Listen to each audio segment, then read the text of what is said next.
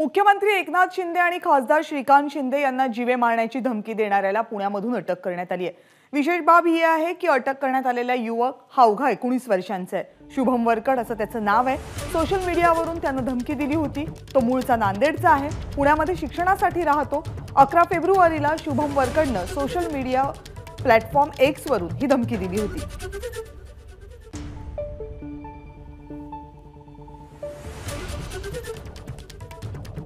आणखीन माहिती आपले प्रतिनिधी सत्यम सिंग आपल्याला देतील। सत्यम,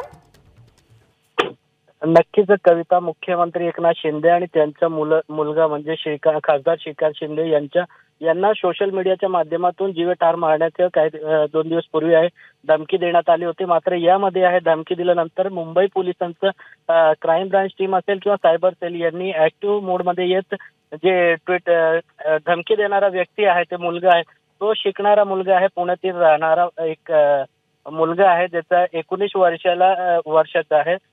तो विद्यार्थी आहे, ते एक्स सोशल मीडियावर आहे, ज्यांनी शुभम वरकड या मुलांनी एक एक्स वर धमकी दिलं होतं की मुख्यमंत्र्यांना जे आहेत मला एकनाथ शिंदे यांच्यासोबत फोटो हवा होता, गुंडागिरी सुरू करण्यासाठी त्या मुलांनी असं म्हटलं होतं। मात्र या जो आरोपी आहे त्या वरकडनी यांनी थेट त्याला एक्स पोस्ट वरून जे सोशल मीडिया त्याला रिप्लाय देत त्यांनी म्हटलं की बंदूक मी आणून देतो भाऊ तुला, पण पहिला गेम एकनाथ शिंदे आणि श्रीकांत यांचा करायचा आहे, अशा देखील गंभीर स्वरूपाच्या धमकी एक्स मेसेज वरून दिला होता। मात्र यानंतर मुंबईच्या गुन्हे शाखा युनिट 9 नंबरनी तर ट्रेस करून पुण्यात आरोपी आहे जे शुभम वरकड त्याला अटक केली आहे। सध्या सांताक्रूज पोलीस स्टेशन मध्ये शुभम वरकड याच्या विरोधात गुन्हा दाखल करून युनिट 9 आहे जे मुंबई गुन्हे शाखाचे ते अधिक तपास करत आहे। कविता, धन्यवाद सत्यम या माहितीबद्दल।